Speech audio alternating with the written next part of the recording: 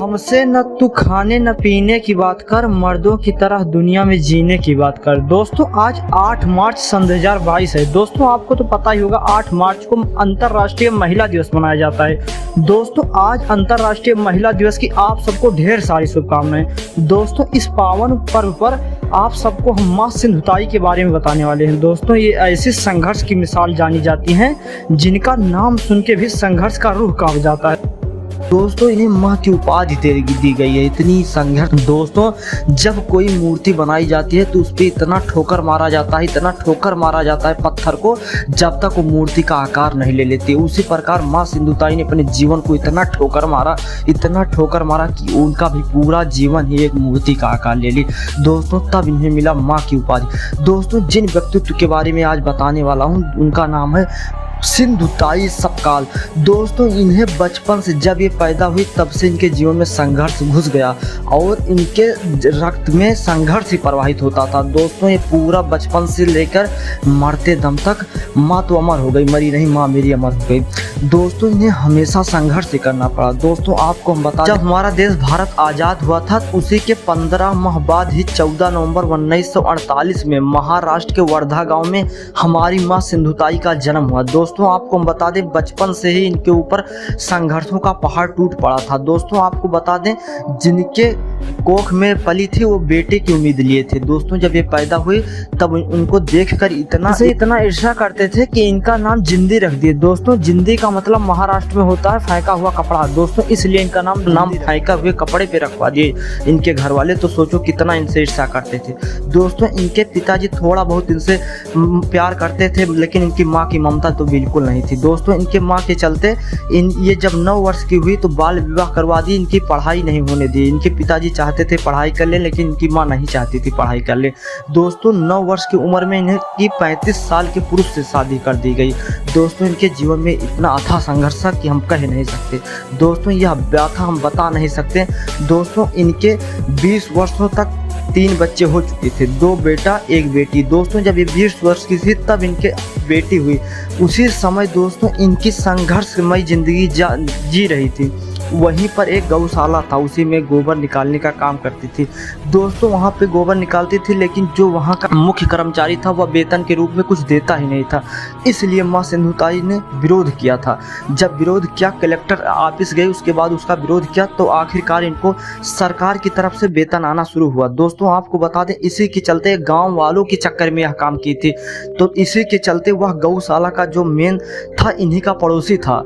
दोस्तों इसी के चलते इनके पति को भड़का दिया। दोस्तों जब ये प्रेग्नेंट थी 9 महीने की तब इनको ये कहा कि ये बच्चा उनका है, मतलब उनके पड़ोसी का है, इनके पति का है ही नहीं। तो इनके पति ने भड़क गए इनके ऊपर। इसी के चलते इनके पेट पे लात मारकर इनको गौशाला में फेंक दिए। दोस्तों जब ये बेहोश थी तभी इनको डिलीवरी हुई, तभी इनकी एक बच्ची हुई। दोस्तों हम यहीं से इनकी व्यथा का शुरुआत होती है।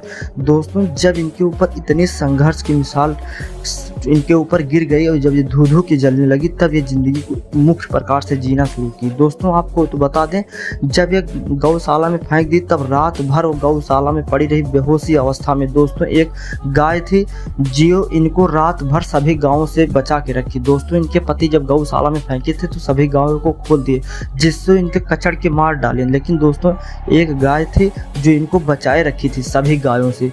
दोस्तों उसी गाय को ये कसम दिलाई कि आज के बाद जिस तरीके से तुम माँ बन के हमारी रक्षा की हो इसी तरह हम पूरे भारतवर्ष में कोई भी ऐसा बच्चा नहीं रहेगा जिसके माँ के आंचल न मिल सके। दोस्तों वहीं पर ये कसम खाई। उसके बाद ये हर अनाथ बच्चे को अपनाया। दोस्तों आपको बता दें ये वहाँ से निकली, उसके बाद ये अपनी 10 दिन की बच्ची को ऐसे इधर उधर लेके घूमती रही 10 दिन तक। उसके बाद इन्होंने भीख मांगना चालू किया। जब इनको अपने माँ के यहाँ गई इनकी माँ ने भी इनको आसरा नहीं दिया, भगा दी। वैसे भी इनको प्यार करते नहीं थे तो उसके बाद इनको भगा दिया तो ये भीख मांगना शुरू की। दोस्तों इन्होंने देखा कि भिक्षुक जब मांग रहे थे तो गाना गा के मांग रहे थे, तब उनको लोग कुछ दे देते थे। दोस्तों इसी तरीके से ये भी गाना गा के मांगना चालू कर दी।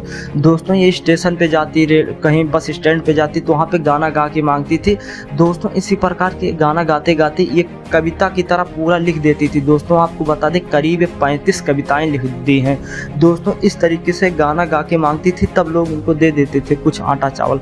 दोस्तों जब इनको पकाने की बात होती थी तो ये रात में सुनसान हो जाता है, और रात में वैसे भी कौन जाएगा यार मुर्दा खाने में। तो दोस्तों रात में जहाँ पे मुर्दा गाड़ा जाता है कब्रिस्तान, वहाँ पे जाके जो मुर्दा जलाया होता है, जो अस्थियाँ वहाँ पे लकड़ियाँ पड़ी रहती हैं, उस पे ये रोटी बना के दोस्तों खाई हैं। दोस्तों इनके ऊपर इतनी संघर्ष इस पृथ्वी पे शायद ही इतना संघर्ष किसी के ऊपर झेला हो। दोस्तों आपको बता दें जब इनकी बच्ची पैदा हुई थी, तो ये बात तो आपको बताने को ही भूल गए, तब इन्होंने जब गर्भनाल तोड़ने की बात आई तब कोई था ही नहीं गर्भनाल काटने वाला। तब इन्होंने पत्थर से गर्भनाल को 16 पत्थर की ठोकर से तोड़ा था।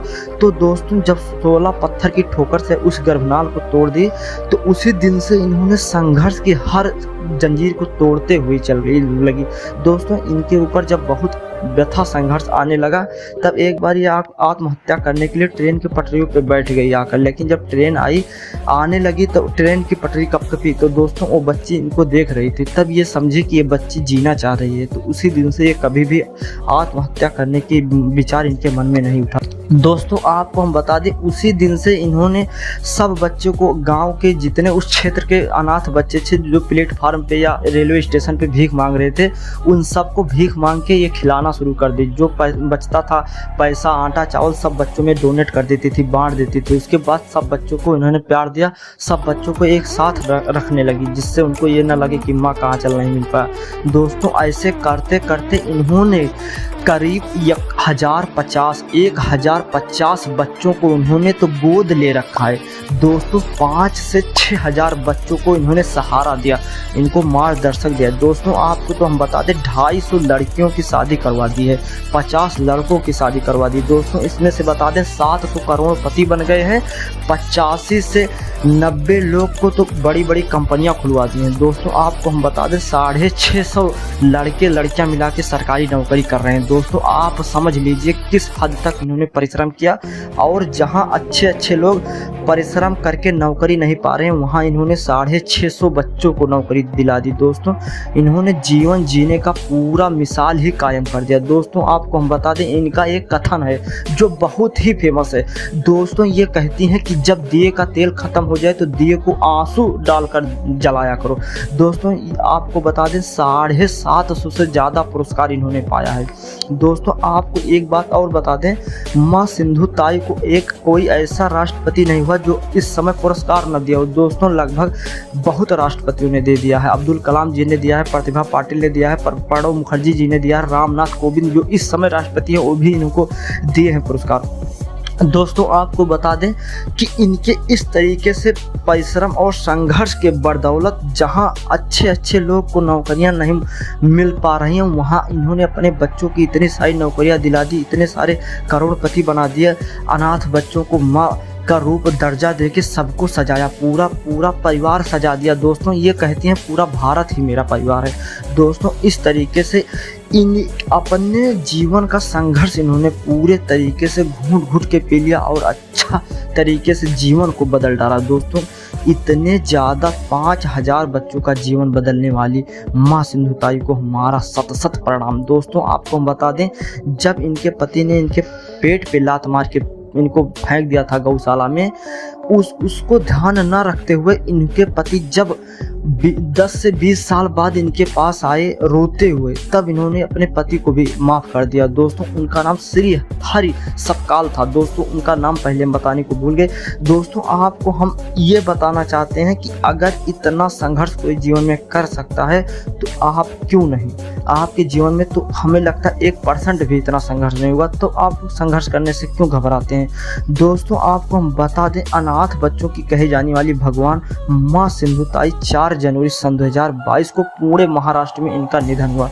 दोस्तों ऐसे लोग का कभी निधन नहीं होता है, वो हमेशा के लिए हमारे दिलों में राज करते हैं। दोस्तों माँ सिंधु ताई के लिए सत नमन। दोस्तों ये वीडियो अगर आपको किसी भी तरीके से अच्छा लगा हो तो वीडियो को लाइक और चैनल को सब्सक्राइब करना मत भूलना, जिससे आपको अगली वीडियो जल्द से जल्द मिल सके। दोस्तों मिलते हैं नेक्स्ट वीडियो में, तब तक के लिए जय हिंद।